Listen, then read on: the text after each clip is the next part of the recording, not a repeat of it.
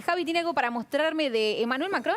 Bueno, porque acabó de tuitear Javier Milei en su cuenta de Twitter y publica esta foto. Mirá qué curiosa esta imagen. Esto acabó de pasar. Presidente Emmanuel Macron, muchas gracias por su foto con la camiseta de Boca Juniors, con mi frase "Viva la libertad, carajo". Y efectivamente, en la camiseta de Boca está escrita la frase de cabecera de Javier Milei con... bueno, la foto de Emmanuel Macron con la camiseta. Milei, que está muy activo en todo lo que tiene que ver con la interna de Boca, se ha declarado palermista y anti-riquelmista, si lo queremos poner en esos términos, pero está jugando fervientemente a favor de la candidatura de Andrés Ibarra y Mauricio Macri en la interna de Boca. Y bueno, así lo mostraba con el presidente de Francia, que hay que decirlo, mantuvo buena relación con Alberto Fernández, en su momento con Mauricio Macri, y ahora todo indica que la mantendrá, al menos en términos diplomáticos, con Javier Milei. Bueno, quiero que escuchemos un corte de Bolsonaro, de lo que decía hoy, y vamos a analizar con Carlos todo lo que tiene que ver con estos dichos y también con cómo se está moviendo Bolsonaro por la Argentina muy libremente. Vamos a escucharlo. Alemã, visita... ¿Qué han hablado con el presidente Bolsonaro? Foi uma conversa entre amigos. Ele fez breve retrato do que vive a Argentina no momento. A questão mais importante é a economia, todo mundo sabe disso. A escola dele é austríaca. Do Paulo Guedes é uma outra, é de Chicago, tem os mesmos objetivos. Ele vai ter que tomar medidas mais rápidas. Temos uma hiperinflação no horizonte. Ele pretende conter, obviamente, isso daí. E o número de delegações é muito grande, que ele vai receber no domingo. ¿Qué imagina para la región, Bolsonaro? É um sinal de que a Argentina é um país muito importante para o mundo. Além da questão ideológica, que o mundo vai se polarizando. A esquerda quer a união pelo poder. Nós queremos a união pelo bem-estar da sua população e respeitando, obviamente, a autonomia de cada país. Basicamente... Bueno, ahí estaba Bolsonaro que decía, hay un horizonte de hiperinflación, Milei lo está tratando de no llegar hasta ahí y va a tener que tomar medidas rápidas. Yo leí una nota suya, Carlos, que decía, bueno, Milei va a poder gobernar, va a tener que imponer cambios, pero no todo va a ser tan fácil desde pasar por el Congreso, bueno, los pasos necesarios para aprobar determinada reforma que quiere. ¿Cómo está viendo estos días de Milei, si querés, antes del inicio de su gestión formal? Bueno, justamente ustedes citaron el tuit de Emmanuel Macron. Y Macron es el presidente más parecido a Javier Milei. Porque Macron llegó de la nada. Macron era también el jefe de un grupo financiero mucho más grande que el grupo Requián, el más grande de Europa, pero tenía una muy poca experiencia política, unos meses como ministro de Economía. Llega, pero en Francia los diputados se eligen 2 meses después de que se elige el presidente. Entonces, el envión le permite tener asamblea. Si acá hubiera sido igual, seguramente Milei ahora tendría dentro de 2 meses un parlamento a favor, porque hoy tiene la opinión pública que lo empuja, pero no va a tener un parlamento a favor. Y no es en la cabeza de Martín Menem donde tiene que estar el esfuerzo para buscar voluntades. Es en la jefatura de gabinete y el Ministerio del Interior. ¿Por qué? Porque para poder sacar leyes en este Parlamento es necesario negociar con los gobernadores. Y cuando me refiero a los gobernadores, me refiero a todos los gobernadores. ¿Por qué? Porque Sergio Massa, un hombre muy perverso en el análisis de la política, los desfinanció. Hace unos meses le dijo, vótenme la supresión, prácticamente, la 4ª categoría de impuesto a las ganancias, que es su principal activo, pero cuando yo sea presidente, esto lo arreglo, muchachos. No fue presidente. Entonces ahora tienen que ir a negociar los gobernadores. Hay 2 grupos de gobernadores, naturalmente, los gobernadores peronistas y kirchneristas y los gobernadores, digamos, de Juntos por el Cambio y aliados radicales. Todos tienen el mismo problema. Algunos pueden esperar 2 meses, 3 meses, algunos no pueden esperar ni un mes porque sus arcas están vacías. Ahí está la habilidad del jefe de gabinete y del ministro de Interior para habilitar lo que yo creo que es una ley que tendría que desglosarse en varias. Yo lo he dicho muchas veces, las leyes ómnibus son muy fáciles de parar en el Parlamento. ¿Por qué? Le explico a la gente. Cuando una ley llega, se gira a comisiones de estudio. Si usted manda una ley fiscal, va a 2 comisiones. Asuntos fiscales y labor parlamentaria o legislación general. Pero si usted manda 7 temas, se la mandan a 7 comisiones. Claro. Y esta es la forma de parar. El Parlamento tiene, como pasa además con la burocracia, otra cosa que le va a pasar a Milei es que va a decir, bueno, desármese eso. Y le van a decir, sí, presidente. Y al mes va a preguntar, ¿se desarmó eso? Estamos en eso, presidente. Va a pasar el verano y ¿desarmaron eso? Porque la burocracia tiene una gran capacidad de resistirse. Entonces, yo creo que Milei tiene que ir tomando. Yo sé que hay un trabajo muy profundo de Sturzenegger, área por área, pero la vida no es una planilla Excel.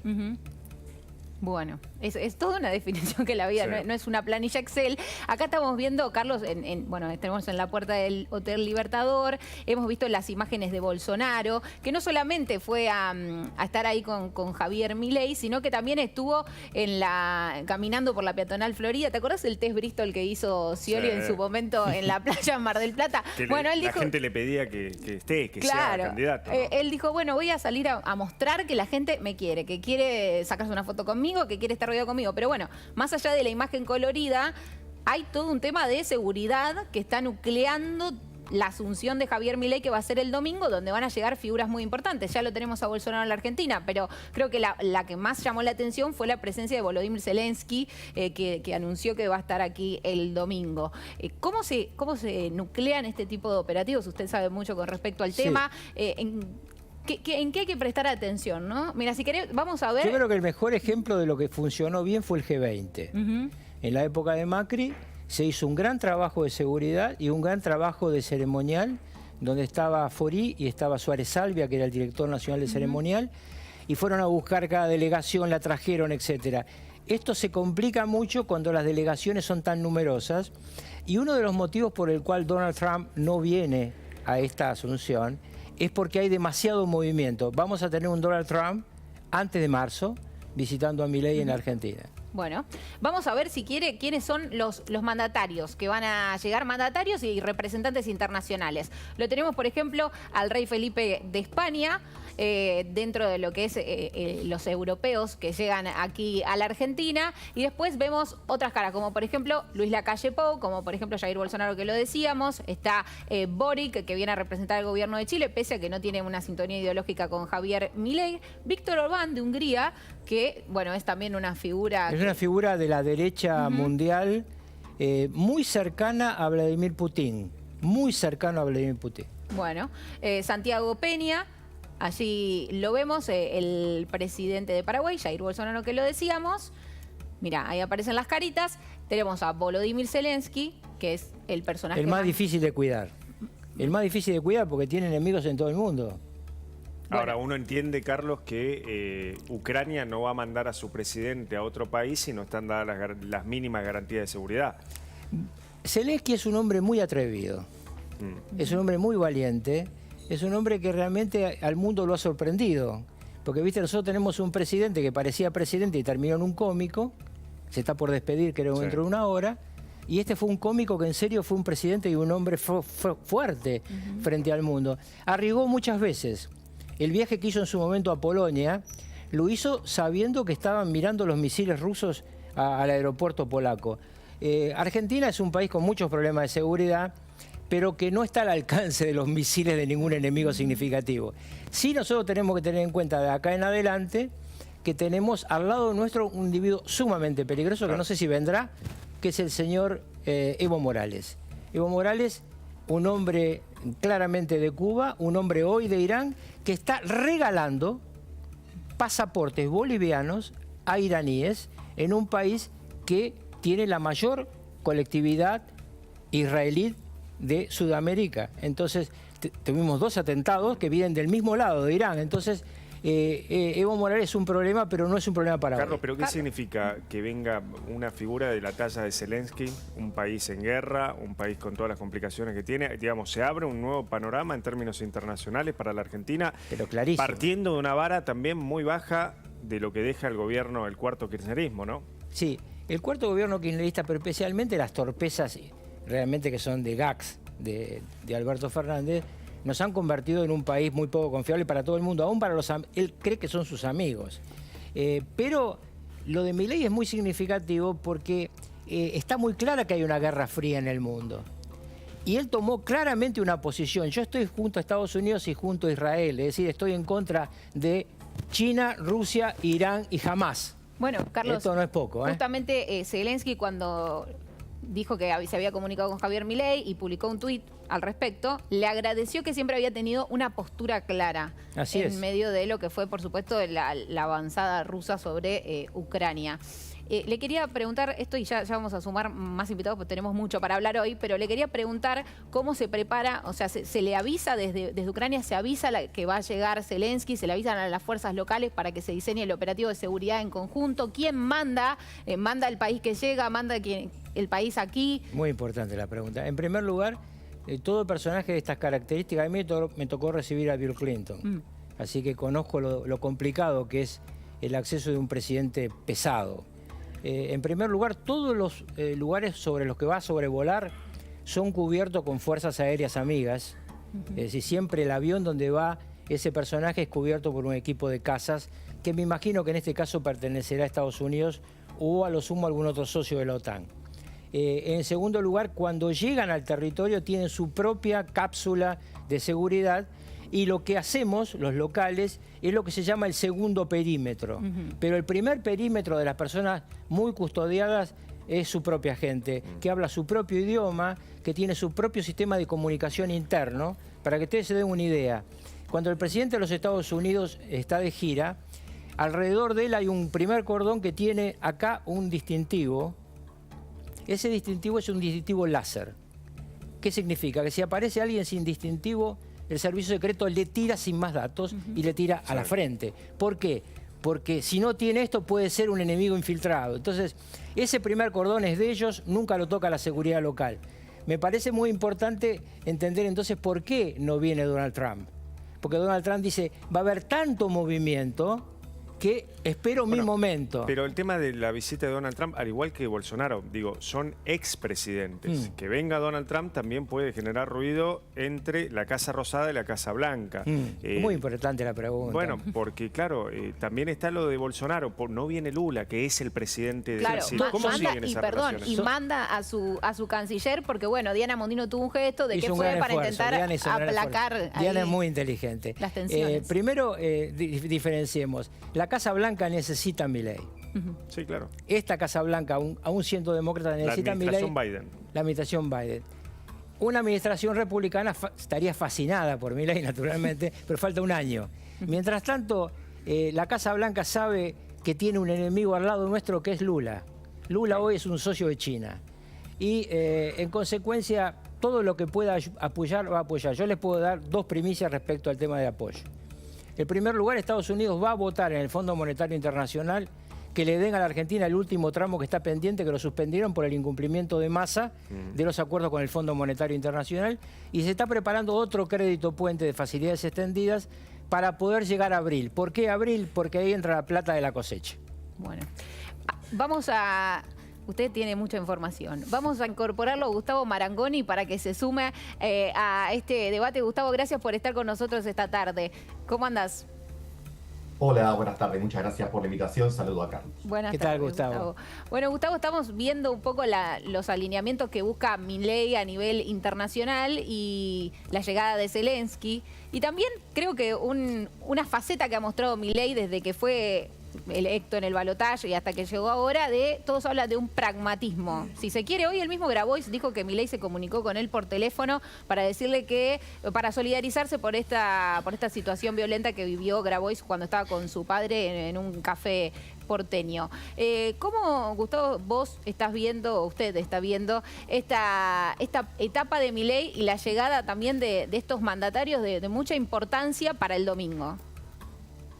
Bueno, respecto de lo que comentabas del pragmatismo, ¿no? Uno diría, si tuviese que hacer una equiparación entre la actividad política y la comercial, que son diferentes, por supuesto, pero la campaña es la gerencia de marketing. Cuando te tenés que hacer cargo del gobierno es la gerencia de producción. Por lo tanto, probablemente redetermines el parámetro de muchas cosas que dijiste en la campaña porque te encontrás con las limitaciones propias de una realidad. Probablemente a cualquier gobernante electo le gustaría arrancar con más velocidad, con mejores condiciones. Agarrás con lo que agarrás con lo que tenés, en este caso con una situación más que comprometida desde el punto de vista económico, por lo que ya todos sabemos. Entonces, creo que él mismo ha dicho, la dolarización no es que se saca definitivamente de la escena, pero comenzamos con un programa implementado por el ministro Caputo, tratando de estabilizar las variables, etc. Creo que lo que va a tener que hacer, sobre todo por lo que describía Carlos, ¿no? que es un conocedor profundo de lo que es la vida del Congreso, además de todo en general, digo, las metas que se propone el presidente electo son muy ambiciosas y las herramientas, la musculatura política es mucho menos fuerte de la que uno puede presumir. Pues a lo mejor aquellos que tenemos recuerdo, Carlos Menem inició su presidencia también con una vocación muy fuerte de generar un giro copernicano en la economía argentina. Ahora tenía el músculo de un partido justicialista robusto de la CGT, de los cuales perdió muy pocos apoyos por hacer ese cambio.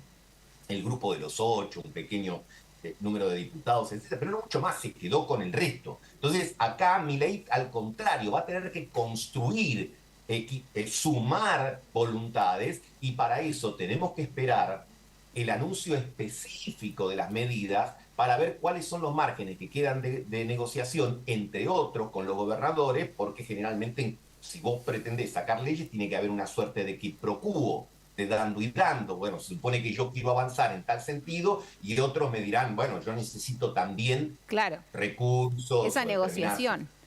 Yo pienso, mientras ahora ustedes son todos unos conocedores muy importantes de la política, sí, exacto. Esta campaña demostró que no solo importaba la foto entre dirigentes, los acuerdos entre dirigentes, que la gente tal vez vio mucha foto, pero después hizo lo que le pareció y el voto migró de forma muy espontánea. Milei consigue un 55%, casi 56% de las elecciones. Ahora, mi pregunta es la siguiente.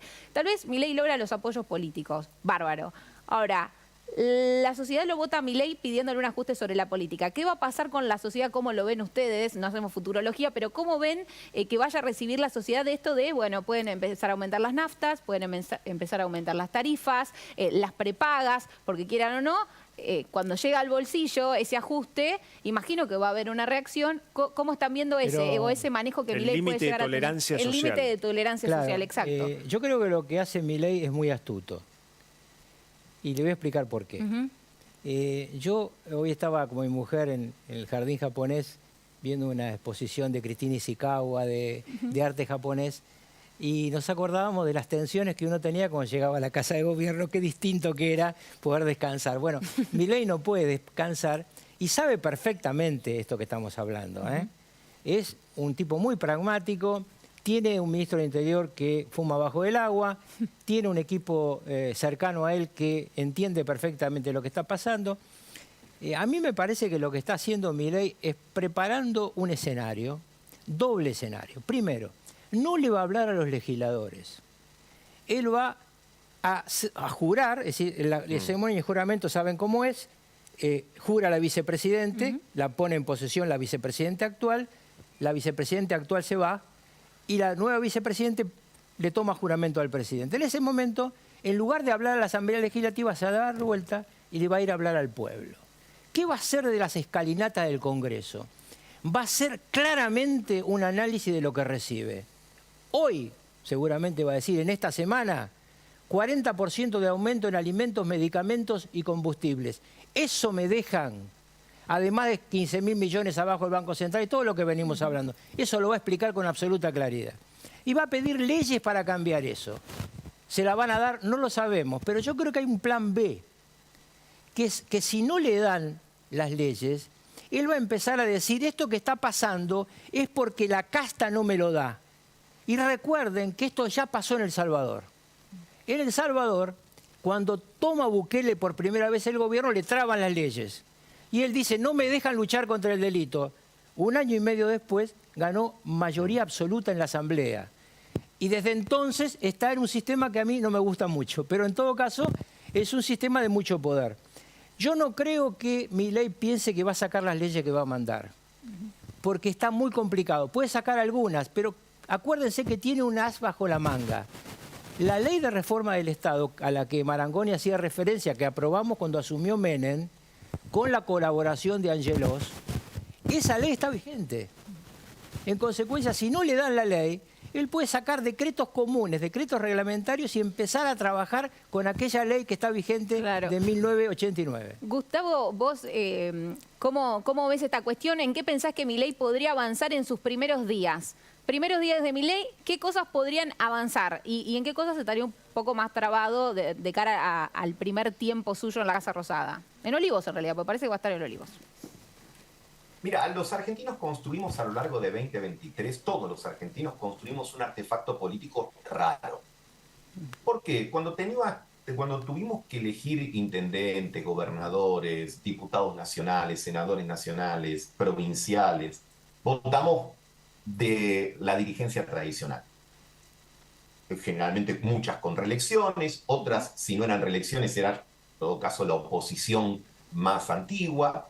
Pero al momento de elegir presidente, la sociedad escogió un presidente outsider. Bueno, ahora hay que hacer funcionar ese extraño aparato, porque tenemos como velocidades distintas, velocidades diferentes. Es lo que se va a dar a partir del día domingo y sobre todo a partir del día lunes en el vínculo, en la relación entre el Poder Legislativo, que tenemos, digamos, muy fragmentado en la Cámara de Diputados, menos fragmentado y con mayoría de Unión por la Patria en la Cámara Alta, y ahí habrá que ver si la estrategia es, como señalaba Carlos hace un rato, el proyecto ómnibus o distintos proyectos. Yo supongo que está siempre la herramienta de los decretos y de los DNU en todo aquello que sabemos que la Constitución permite. Sabemos que no se puede por DNU legislar la parte fiscal o tributaria, tampoco materia partidaria, asuntos penales, etcétera, pero sí en todo lo demás.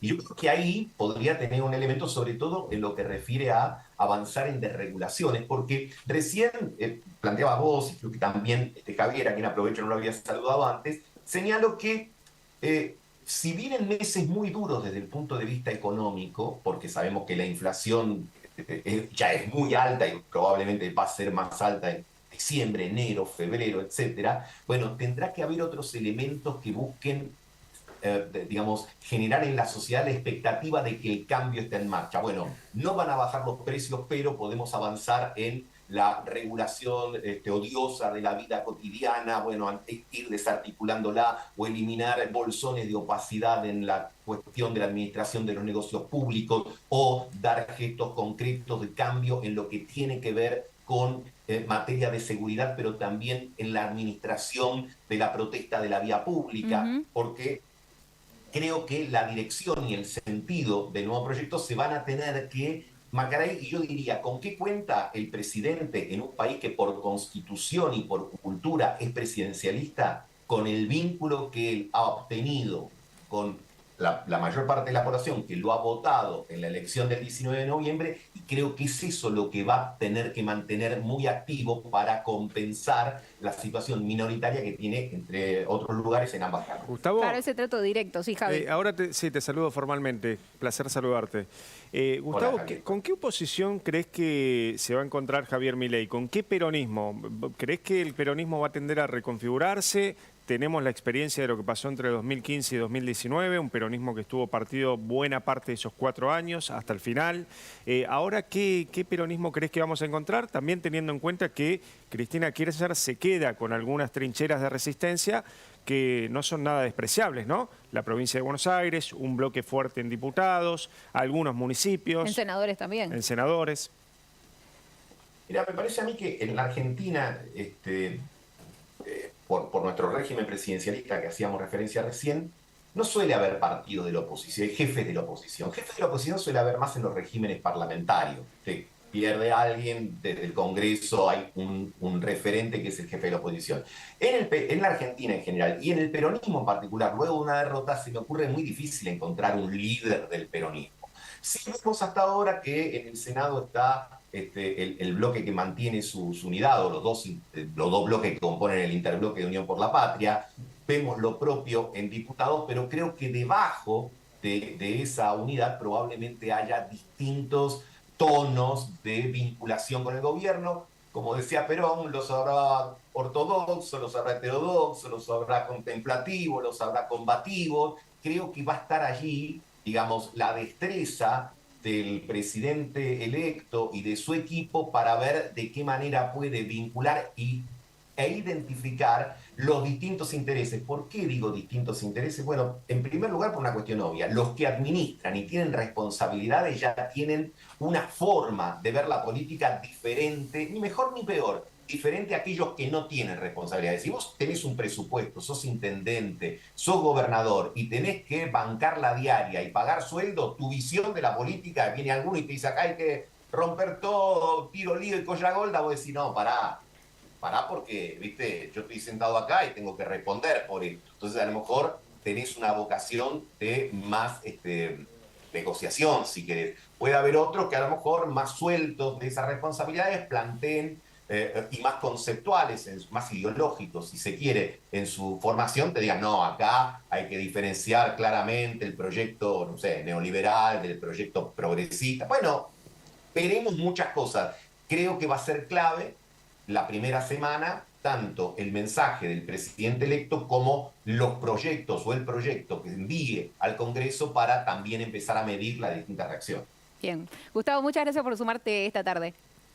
Buenas tardes a todos. Un abrazo. Un dato no menor es que hoy surgió un bloque en diputados, un bloque de legisladores que responden a algunos gobernadores, que también quieren tomar un rol preponderante. Así que hay que prestarle atención a eso. Después seguimos charlando porque quiero que hablemos también de Cristina Kirchner. ¿Cómo la ve que va a articular ahora que bueno, deja su rol en el Senado y su rol en el Ejecutivo también?